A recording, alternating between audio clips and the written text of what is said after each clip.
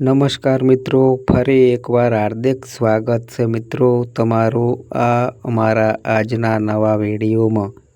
મિત્રો, જે લોકો નવરાત્રિ દરમિયાન અખંડ જ્યોત પ્રગટાવે છે તેઓ ધ્યાનથી સાંભળો। મિત્રો, જુઓ, આપણે નવરાત્રિમાં જ્યોત પ્રગટાવીએ છીએ અને તે પણ અખંડ જ્યોત પ્રગટાવીએ છીએ, તો આખરે આપણે આ જ્યોત કેમ પ્રગટાવીએ છીએ? જ્યોત પ્રગટાવવાના શું ફાયદા છે અને ઘરમાં અખંડ જ્યોત કેમ પ્રગટાવવી જોઈએ? તેમજ મિત્રો, અખંડ જ્યોતનો અર્થ શું થાય છે અને જો અખંડ જ્યોત ભૂલથી બુઝાઈ જાય તો આપણે શું કરવું જોઈએ? તો આ બધી માહિતી હું આ વિડીયોમાં તમને જણાવીશ। એટલે જ અમે તમને કહીએ છીએ કે આ વિડીયોને ધ્યાનથી સાંભળો। મિત્રો, સૌ પ્રથમ તો હું બધા મિત્રોને સમજાવવાનો પ્રયાસ કરીશ કે આખરે આપણે જ્યોત કેમ પ્રગટાવીએ છીએ, તો થોડુંક ધ્યાનથી સાંભળવાનો પ્રયાસ કરજો। મિત્રો, દીવો એક પ્રકાશનું પ્રતીક છે અને પ્રકાશ એ જ્ઞાનનો ભંડાર છે અને પરમાત્મા પાસેથી આપણને સંપૂર્ણ જ્ઞાન મળે એટલે આપણે દીવો પ્રગટાવીએ છીએ। મિત્રો, દીવો પ્રગટાવવાની પરંપરા આપણા હિન્દુ ધર્મમાં ઘણા લાંબા સમયથી છે। જેમ કે કોઈ પણ પૂજા હોય, કોઈ અનુષ્ઠાન હોય, કોઈ સમારોહ હોય તો તેમાં આપણે દીવો પ્રગટાવીને તેનો શુભારંભ કરીએ છીએ અને બધા શુભ કાર્યોની શરૂઆત દીવાથી જ થાય છે। તેમજ મિત્રો, જેમ દીવાની જ્યોત હંમેશા ઉપરની તરફ ઉઠેલી રહે છે, તેવી જ રીતે મનુષ્યની પ્રગતિ પણ હંમેશા ઉપરની તરફ રહેવી જોઈએ। દીવો પ્રગટાવવાનો અર્થ એ છે કે સંપૂર્ણ કલ્યાણની ઈચ્છા રાખનારા મનુષ્યને રોજ સવારે સાંજે દીવો જરૂર પ્રગટાવવો જોઈએ। પરંતુ મિત્રો, જો તમે નવરાત્રિમાં જો 9 દિવસ સુધી અખંડ જ્યોત પ્રગટાવી લો તો હું તમને જણાવવા માંગીશ કે એટલા બધા ફાયદા મળશે જેની તમે કલ્પના પણ નથી કરી શકતા। મિત્રો, હું તમને થોડી વધુ માહિતી અને ગુણોના રહસ્યો વિશે પણ જણાવીશ જે કોઈ નહીં જણાવે। જુઓ, હિન્દુ ધર્મમાં કોઈ પણ શુભ કાર્ય કરતા પહેલા દીવો કેમ પ્રગટાવવામાં આવે છે? દીવો પ્રગટાવવાથી આપણું જીવન પ્રકાશથી ભરાઈ જાય છે। પ્રકાશનો અર્થ એ છે કે જીવનમાં ચાલી રહેલ અંધકાર, સમસ્યા, દોષ, પરેશાની દૂર કરવાનું કામ કરે છે। તેમજ તમે જોયું હશે કે વાસ્તુશાસ્ત્રમાં દીવો પ્રગટાવવા અને તેને રાખવા સંબંધિત ઘણા નિયમો જણાવવામાં આવ્યા છે, ઘણી માહિતી આપવામાં આવી છે। વાસ્તુશાસ્ત્રમાં એ પણ જણાવવામાં આવે છે કે દીવો કઈ દિશામાં પ્રગટાવવો જોઈએ, તેનું મુખ કઈ દિશામાં હોવું જોઈએ જેથી આપણી આધ્યાત્મિક ઉન્નતિ થાય। તેથી જ અમે તમને કહીએ છીએ કે આ વિડીયોને ધ્યાનથી સાંભળો। મિત્રો, નવરાત્રિમાં આપણે જે દીવો પ્રગટાવીએ છીએ કે અખંડ જ્યોત પ્રગટાવીએ છીએ તેનાથી આપણને કયા ફાયદા મળે છે અને કઈ સિદ્ધિની પ્રાપ્તિ થાય છે અને કેવી રીતે સિદ્ધિ મળે છે, તો આ બધી માહિતી હું આ વિડીયોમાં તમને જણાવવાનો છું। એટલે જુઓ મિત્રો, સૌ પ્રથમ આપણે જાણીએ કે ઘરમાં અખંડ જ્યોત પ્રગટાવવાથી શું થાય છે। જો તમે નવરાત્રિના સમયે તમારા ઘરમાં 9 દિવસ માટે અખંડ જ્યોત પ્રગટાવો છો તો નવદુર્ગા માતા સાક્ષાત તમારા ઘરમાં આવી જાય છે અને એવું કહેવાય છે કે જે ઘરમાં અખંડ જ્યોત પ્રગટાવવામાં આવે 9 દિવસ સુધી તે મિત્રો ઘર પવિત્ર થઈ જાય છે। તે ઘરમાં સાક્ષાત નવદુર્ગા વાસ કરે છે। જો તમારા ઘરમાં માતા નવદુર્ગા આવી જાય તો તમારા ઘરનું દુઃખ પરેશાની તરત દૂર થઈ જાય છે. તેથી આ વિશેષ પણ હું તમને ઘણી માહિતી જણાવીશ અને તેમાંથી હું થોડી માહિતી હમણાં જ જણાવી રહ્યો છું કે અખંડ જ્યોતનો અર્થ શું થાય. તો અખંડ જ્યોતનો અર્થ એ થાય છે કે 9 દિવસ સુધી અખંડ રીતે ક્યારેય ન બુઝાય, નિરંતર બળતી રહે, જે ખંડિત ન થાય તેને આપણે અખંડ કહીએ છીએ. જો અખંડ જ્યોત ભૂલથી બુઝાઈ જાય તો શું કરવું? તો મિત્રો, ક્યારેક એવું થાય છે કે પરિસ્થિતિ આવી જાય છે, પરંતુ જુઓ, જ્યોત ક્યારેય બુઝાવવી ન જોઈએ. જ્યોત એ જીવનનું પ્રતીક માનવામાં આવે છે. જો નવરાત્રિના સમયે તમારી પાસે અખંડ જ્યોત ભૂલથી બુઝાઈ જાય તો તમારે એક કામ કરવાનું છે. માતા રાણીની પાસે ક્ષમા માગવાની છે અને ક્ષમા માગ્યા પછી તમારે 16 શણગાર ચડાવી દેવાના છે. મિત્રો, માતા રાણીને 16 શણગાર ચડાવી દેવાના છે. તેમની જે મૂર્તિ કે ફોટો છે તેની સામે 16 શણગાર ચડાવી દેવાના છે અને પછી તમે જ્યોત ફરી પ્રગટાવી શકો છો. આમાં મિત્રો કોઈ દોષ નથી. બસ તમારે પ્રાર્થના કરવાની છે, 16 શણગાર ચડાવી દેવાના છે તો માતા રાણી ક્ષમા કરી દે છે. મિત્રો, હવે હું તમને જણાવીશ કે નવરાત્રિમાં અખંડ જ્યોત કેમ પ્રગટાવવામાં આવે છે, કેવી રીતે પ્રગટાવવામાં આવે છે, આપણે કેમ પ્રગટાવીએ છીએ, જો પ્રગટાવીએ છીએ તો તેના શું ફાયદા મળે છે. તો આ બધી માહિતી હું વિગતે જણાવીશ. એટલે જુઓ, હજી સુધી વિડીયો લાઈક નથી કર્યો તો વિડીયોને જરૂર લાઈક કરજો. તેમજ ચેનલ પર મિત્રો તમે નવા આવ્યા હોય તો ચેનલને સબસ્ક્રાઈબ કરજો અને કોમેન્ટ બોક્સમાં જય માતાજી જરૂર લખજો. તો જુઓ મિત્રો, હિન્દુ ધર્મમાં નવરાત્રિનો પર્વ ખાસ કરીને આપણા માટે વિશેષ હોય છે અને વર્ષમાં 2 જ નવરાત્રિને વધુ માનવામાં આવે છે.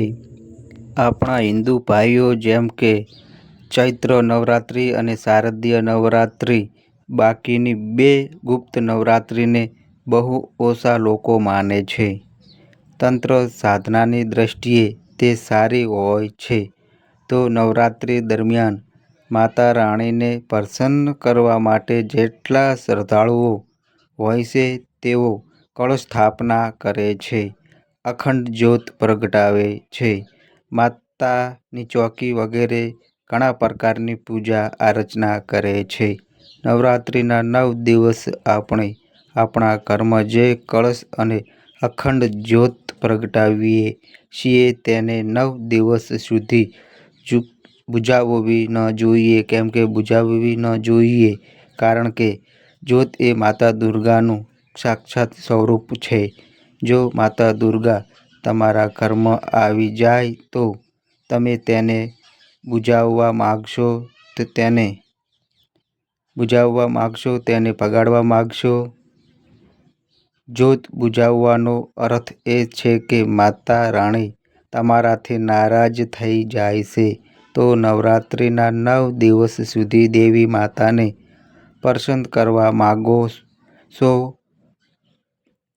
મનોહનહિત ફળ મેળવવા માગો છો તો દેશી ગાયના ઘીનો અખંડ જ્યોત જરૂર પ્રગટાવજો.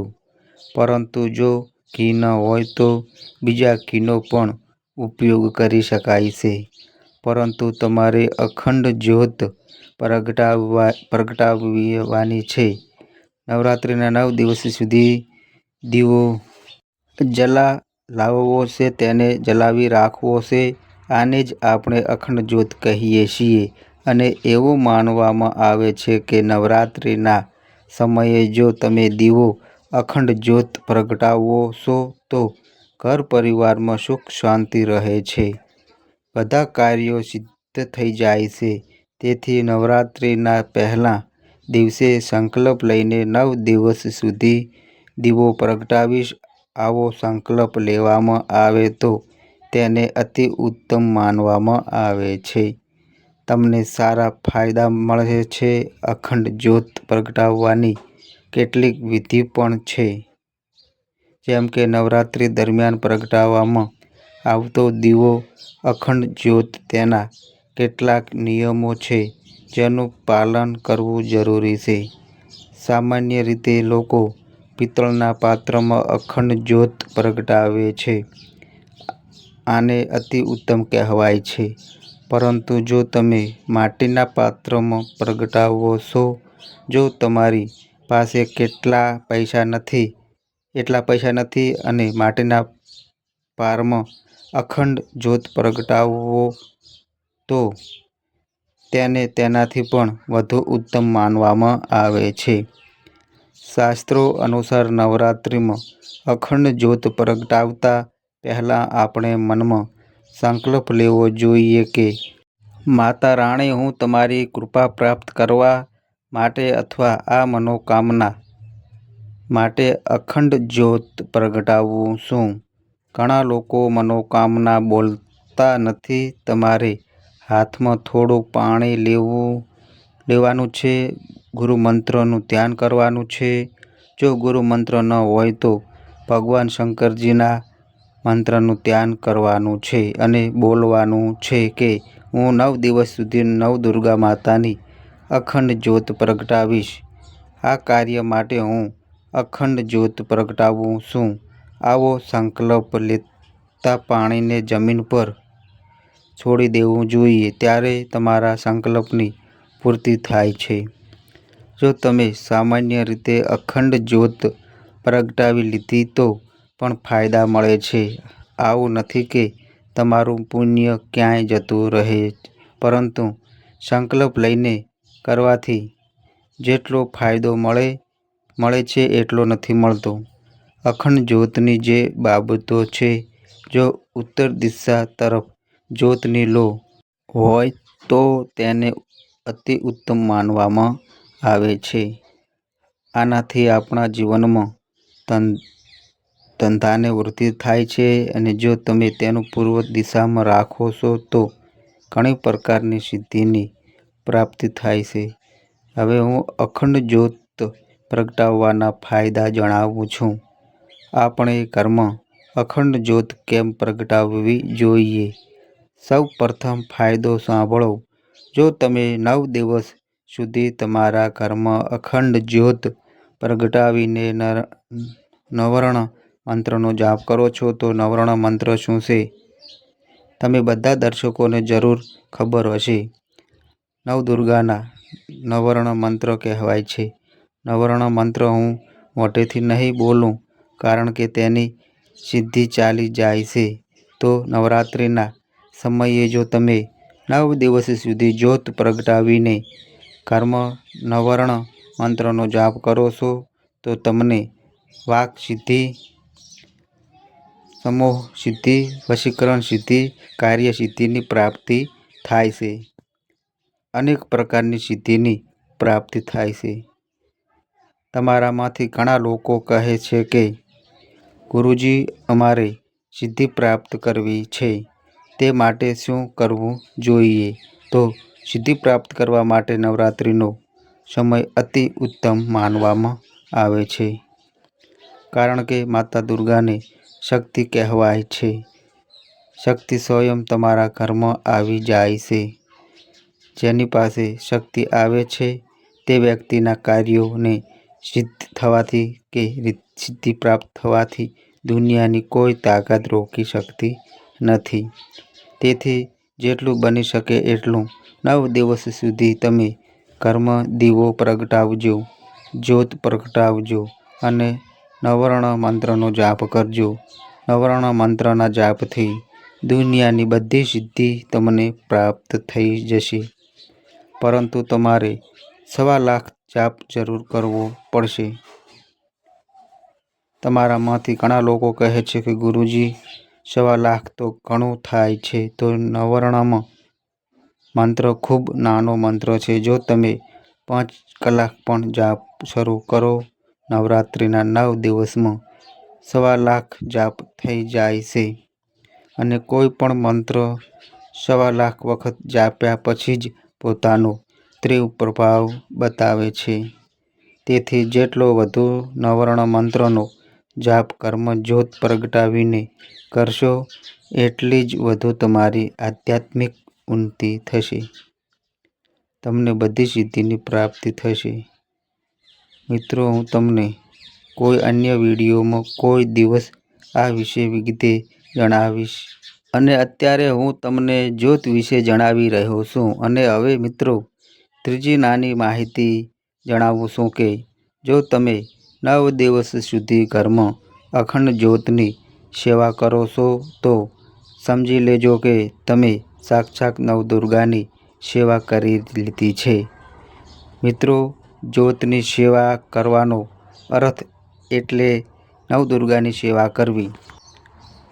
આવું આપણા ધર્મશાસ્ત્રોમાં પણ કહેવાયું છે કે જે ઘરમાં 9 દિવસ સુધી અખંડ જ્યોત બળે છે, તે ઘરના કોઈ પણ સભ્યનું અકાળ મૃત્યુ નથી થતું. જો તમે સાચા ભાવથી માતા રાણીની અખંડ જ્યોત પ્રગટાવીને સેવા કરી હોય તો તે ઘરમાં અકાળ મૃત્યુ નથી થતું. રોગ વ્યાધિ થઈ શકે છે, નાના મોટા રોગો આવી શકે છે, પરંતુ તે ઘરમાં રહેતા લોકોનું અકાળ મૃત્યુ ક્યારેય નથી થતું. તેથી જો તમે અકાળ મૃત્યુથી બચવા માગો છો, કાળ પર વિજય મેળવવા માગો છો, તો તમારે ઘરમાં માં અખંડ જ્યોત જરૂર પ્રગટાવવી. આ રીતે આ તમારી રક્ષા જરૂર કરશે. તમારા ઘર પરિવારમાં રહેતા પશુઓ, જાનવરોની પણ અખંડ જ્યોત પ્રગટાવવાથી રક્ષા થાય છે. મિત્રો, તમારામાંથી ઘણા લોકો કહે છે કે ગુરુજી, અમે તંત્રક્રિયામાં ફસાઈ જઈએ છીએ. અમારા ઘરમાં ઘણીવાર તંત્ર બાધા લાગે છે, તો શું કરવું? નવરાત્રિમાં 9 દિવસ સુધી જ્યોત પ્રગટાવજો.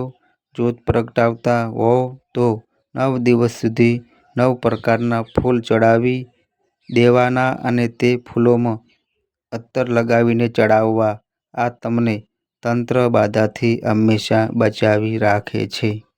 આનાથી માતા રાણી એટલી પ્રસન્ન થઈ જાય છે કે તમારા ઘરમાં ગમે તેવો મોટો તાંત્રિક હોય, જો મંત્ર ક્રિયા કરે તો તે લાગશે નહીં. બસ તમે નવર્ણ મંત્ર જાણતા હોવ, નવરાત્રિના દિવસે જ્યોત પ્રગટાવીને જાપ શરૂ કરી દેવો. જેટલો વધુ જાપ કરશો, એટલી વધુ તમારી ઉર્જા વધશે. અને આ દુનિયા ઉર્જા પર ચાલે છે. ઉર્જાની રમત છે. સૂરજનો જે પ્રકાશ છે તેને આપણે શું કહીએ છીએ? ઉર્જા કહીએ. તો તમે પણ મંત્ર જાપ કરો છો તો તમારા શરીરમાં ઉર્જા બનવા લાગે છે. અને પછી ગમે તેવો તાંત્રિક હોય, જો તમે નવરાત્રિના સમયે અપરાજિતા નામનો સ્ત્રોત કરો, મિત્રો ધ્યાનથી સાંભળજો, અપરાજિતા નામનો સ્ત્રોત આવે છે. આ સ્ત્રોતનો પાઠ કરી દો તો ગમે તેટલા મોટા તાંત્રિકને તેની શક્તિ યાદ આવી જશે. બગલામુખી સાધના કરી શકો છો. બગલામુખી સાધના કરશો તો ગમે તેવો ભયંકર શત્રુ હોય તે ધૂળમાં મળી જશે. હું ખૂબ મોટી સાધના વિશે જણાવીશ. હવે આ ચેનલમાં સાધના પણ જાણવાનું શરૂ કર્યું છે. જે લોકો કાર્યમાં સફળતા મેળવવા માગે છે, જે લોકો ઈચ્છે છે કે તેમનું ઘર પવિત્ર થઈ જાય, તેમના ઘરમાં નિરંતર ઝઘડા થતા હોય, અથવા આવા વ્યક્તિઓ જો ઘરમાં જ્યોત પ્રગટાવે તો તેમને કાર્યમાં સફળતા મળે છે. ઘર પવિત્ર થઈ જાય છે અને ઘરનું વાતાવરણ ખૂબ શાંત થઈ જાય છે. ઘર સ્વયં મંદિર બની જાય છે. તમારું ઘર હળવું લાગવા લાગે છે.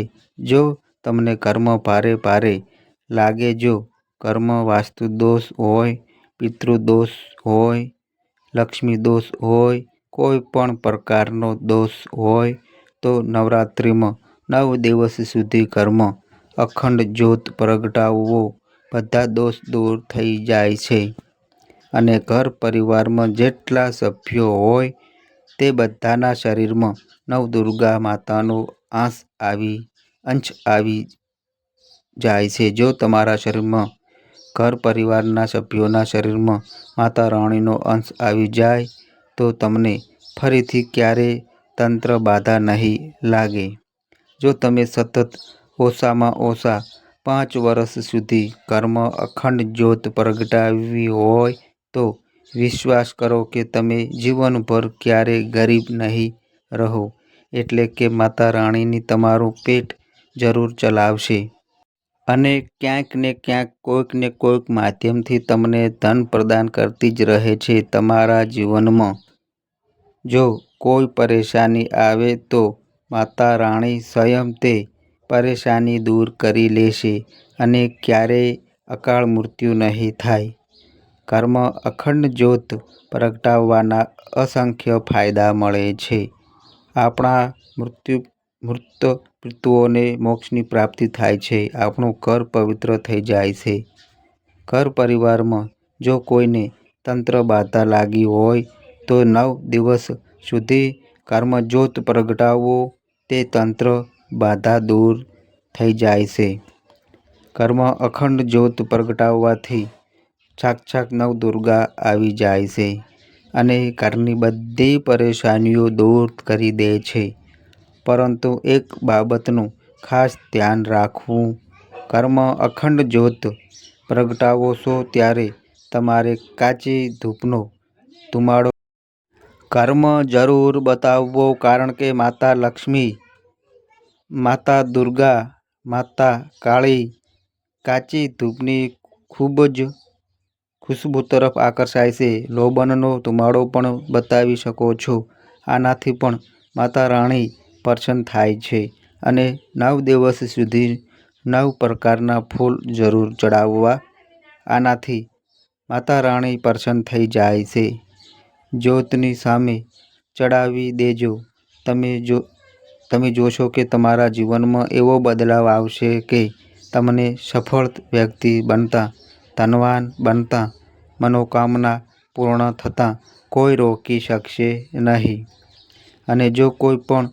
અને જો કોઈ ખાસ મનોકામના હોય તો જ્યોત પ્રગટાવતા પહેલાં અખંડ જ્યોતમાં મનોકામના લખીને નાખી દેવી અથવા જે જ્યોત પ્રગટાવો છો તેની નીચે કાગળમાં લખીને દબાવી દેવું. આનાથી પણ મનોકામનાની પૂર્તિ થાય છે.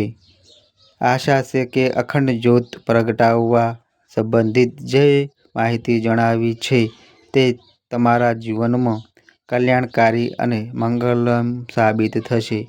હવે જાણીએ કે નવરાત્રિમાં દીવાની વાટનું આખું બળી જવું કે બચી જવું શું સંકેત આપે છે.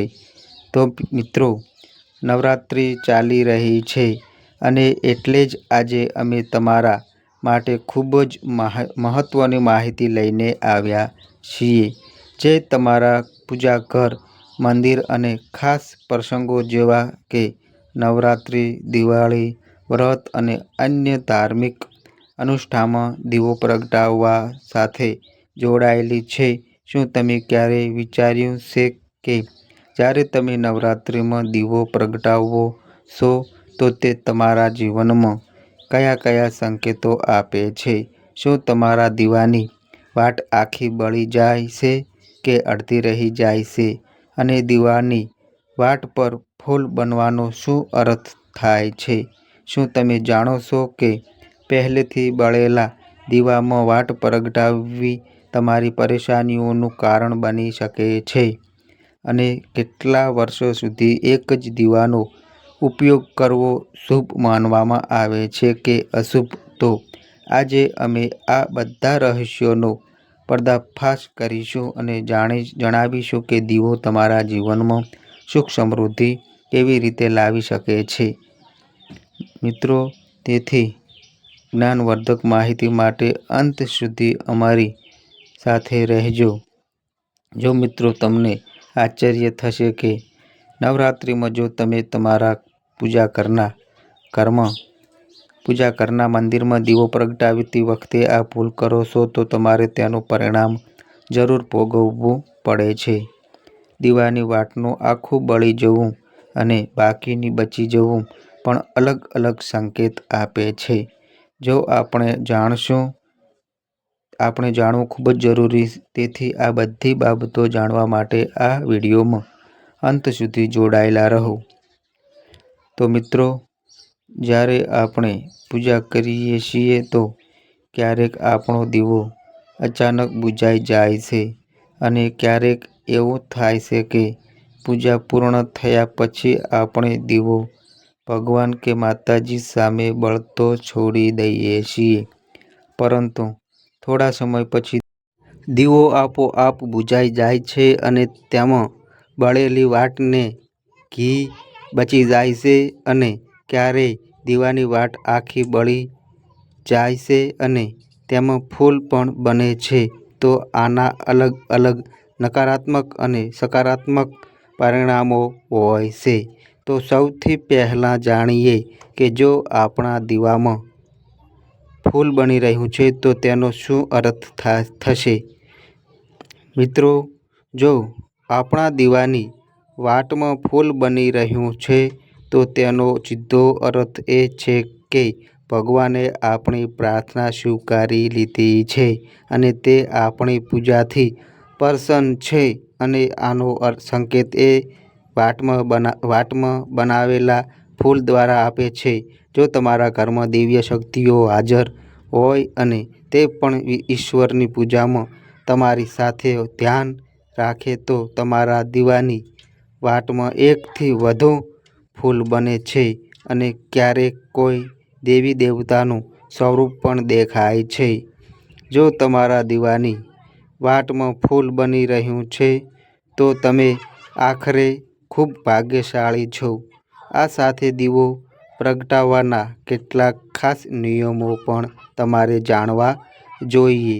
મિત્રો, જો તમે પહેલેથી બળેલા દીવામાં વાટ રાખીને પ્રગટાવો છો તો આવું કરવાથી દુર્ભાગ્ય તમારો પીછો ક્યારેય નહીં છોડે. જો દીવામાં પહેલેથી બળેલી વાટની રાખ છે, રૂની કાળસ હોય અને તેમાં તમે વાટ રાખીને પ્રગટાવી દીધી તો આવું કરવાથી ભાગ્ય તમારાથી પ્રસન્ન થવાને બદલે નારાજ થઈ જાય છે અને તમે તેના ખૂબ ભયંકર પરિણામો જોવા મળે છે. તમારા બનતા કામ બગડવા લાગે છે, તમારી તિજોરીનું ધન ખર્ચ થવા લાગે છે અને ધન આવવાના બધા રસ્તા બંધ થઈ જાય છે. તો હંમેશા ધ્યાન રાખજો કે જ્યારે પણ દીવો પ્રગટાવો, હંમેશા સ્વસ્થ દીવાનો જ ઉપયોગ કરવો. મિત્રો, આ સાથે કેટલાક લોકોની આદત હોય છે કે તેઓ થોડા દિવસે દીવો બદલી નાખે છે. તો આ વિશેષ ગુરુજી કહે છે કે જે દીવાથી તમે પૂજા કરો છો તેને ક્યારેય બદલશો નહીં. તે દીવાને સિદ્ધ થવા દો. જ્યારે કોઈ દીવો રોજ ભગવાન સામે બળે છે તો તે દીવો સમય સાથે સિદ્ધ થઈ જાય છે. ભગવાનની સકારાત્મક ઉર્જા તે દીવામાં આવી જાય છે અને જ્યારે તમે તે દીવો પ્રગટાવો છો તો તમારું તન અને મન બંને પવિત્ર થઈ જાય છે. તો તમે રોજ તે દીવાને સાફ કરજો, તેમાં વાટ રાખીને પ્રગટાવજો. જેટલી વાર દીવો પ્રગટાવો તેટલી વાર તેને સાફ કરીને એ જ દીવામાં વાટ પ્રગટાવજો.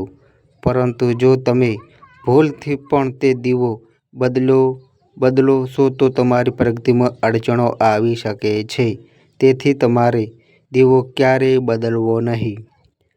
10 વર્ષ 20 વર્ષ સુધી એ જ દીવામાં સતત વાટ પ્રગટાવજો. આનાથી તમારો દીવો સિદ્ધ થઈ જશે અને તમે તેનો ચમત્કાર તમારા ઘરમાં પણ જોઈ શકશો. જો તમારા ઘરમાં કોઈ રોગી હોય, બીમારી હોય કે તાવ ન ઉતરતો હોય તો આ દીવાને થોડીવાર માટે કોઈ વાસણમાં નાખી દો અને તે રોગીને આ પાણી પીવડાવી દો. 10થી 15 મિનિટમાં તેનો તાવ ઉતરી જશે. અને જો તમારા ઘરમાં કોઈને નજર લાગી હોય કે તમારા વ્યવસાયમાં નજર લાગી હોય, તમારો ધંધો સારો ન ચાલતો હોય તો પણ આ દીવાને તાંબાના વાસણમાં પાણી ભરીને નાખી દો અને રાતભર માટે રાખી દો. બીજા દિવસે સવારે આ પાણીનો છંટકાવ તમારા ઘરમાં અને દુકાન પર કરજો. આવું કરવાથી તમને સ્પષ્ટ પરિણામો દેખાશે. કારણ કે જ્યારે આપણે સતત એક જ વસ્તુનો ઉપયોગ પૂજામાં કરીએ છીએ તો તે વસ્તુ શુદ્ધ થઈ જાય છે. ભગવાનની ઉર્જા તેમાં સમાઈ જાય છે. તો ક્યારેય તમારા મંદિરનો દીવો બદલવાની ભૂલ ના કરશો મિત્રો. જો તમારા મંદિરનો દીવો તૂટી જાય, ખરાબ થઈ જાય કે ખંડિત થઈ જાય તો જ તમે તે દીવાને બદલી શકો છો. પરંતુ તે દીવાને ફેંકશો નહીં. તેને ઘરમાં સંભાળીને રાખજો. કારણ કે તે ભગવાનની સકારાત્મક ઉર્જાનો ભંડાર હોય છે. હવે તમને એ પણ જણાવી દઈએ કે જો તમારા દીવાની વાટ આખી ન બળે અને દીવામાંથી બચી જાય તો તેનું શું પરિણામ થાય છે. સૌથી પહેલાં જુઓ, જો તમે કોઈ ઝાડ કે છોડની પૂજા કરો છો અને પૂજામાં પ્રગટાવેલો દીવો આખો ન બળે કે તેમાં ઘી બચી જાય તો આનાથી તમારા ઘરમાં બીમારીઓ ઘર બનાવી લે છે અને આ બીમારીઓ તમારો પીછો ક્યારેય નહીં છોડે. તો જ્યારે પણ તમે કોઈ ઝાડ, છોડ કે મંદિરની બહાર કોઈ સ્થાને પૂજા કરો તો ધ્યાન રાખજો કે તેની વાટ આખી બળે અને તેમાં ઘી બચે નહીં. કારણ કે આ તમારા સારા સ્વાસ્થ્ય માટે ખૂબ જ સારો પ્રભાવ આપે છે. અને જો તમારા ઘરના મંદિરમાં દીવાની વાટ આખી ન બળે અને પૂજા દરમિયાન દીવો વારંવાર બુઝાઈ જાય તો જરૂર તમારા ઘરમાં નકારાત્મક ઉર્જાનો વાસ છે અને આ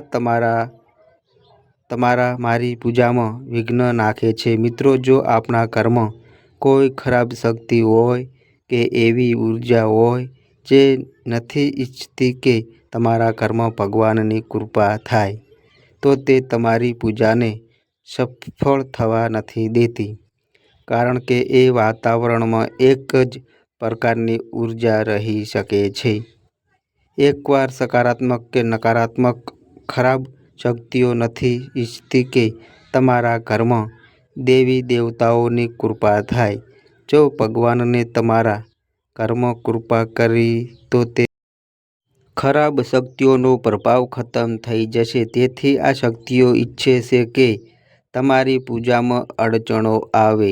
આના પ્રભાવથી આપણો દીવો વારંવાર બુઝાઈ જાય છે કે દીવાની વાટ આખી નથી બળતી. આ બધાથી બચવા માટે તમારે સાચા મનથી ભગવાનનું સ્મરણ કરવું જોઈએ. જ્યારે પણ દીવો પ્રગટાવો, ભગવાનને પ્રાર્થના કરજો કે તમારી આસપાસની નકારાત્મક ઉર્જા તમારાથી દૂર રહે અને ભગવાનની કૃપા તમારા પર રહે. આવી શક્તિઓથી બચવા માટે જ્યારે પણ દીવો પ્રગટાવો, ગંગાજળથી એક ગોળ ઘેરો બનાવી લો અને તે ઘેરામાં દીવો રાખજો. કારણ કે ગંગાજળને ખૂબ જ પવિત્ર માનવામાં આવે છે અને મહાદેવનો વરદાન પણ ગંગાજળને પ્રાપ્ત છે. મિત્રો, ગંગાજળમાં સૌથી પહેલાં તો કોઈ ખરાબ શક્તિ પ્રવેશી શકતી નથી. એટલે ગંગાજળ ક્યારેય ખરાબ થતું નથી અને દરેક પ્રકારની ઉર્જાને સકારાત્મક ઉર્જામાં બદલી દે છે. એટલે જો તમે ગંગાજળથી બનેલા ગોળ ઘેરામાં દીવો રાખશો તો આ તમારી પૂજામાં કોઈ પણ શક્તિને વિઘ્ન બનવા નહીં દે અને કોઈ નકારાત્મક શક્તિ તમારા દીવાને બુઝાવી શકશે નહીં અને તમે વિઘ્નને તમારી પૂજા પૂર્ણ કરી શકશો અને દેવી શક્તિઓ પણ તમારા જીવનમાં પોતાની કૃપા અને આશીર્વાદ જાળવી રાખશે। તો મિત્રો, આ અમારી માહિતી તમને ગમી હોય તો વિડીયોને લાઈક કરજો, શેર કરજો અને મિત્રો આ અમારી ચેનલ પર નવા આવ્યા હોય તો મિત્રો ચેનલને સબસ્ક્રાઈબ કરજો। તો બસ મિત્રો, આજે આટલું। ફરી મળીએ એક નવા વિડીયો સાથે। ત્યાં સુધી બધાય મિત્રોને હર હર મહાદેવ।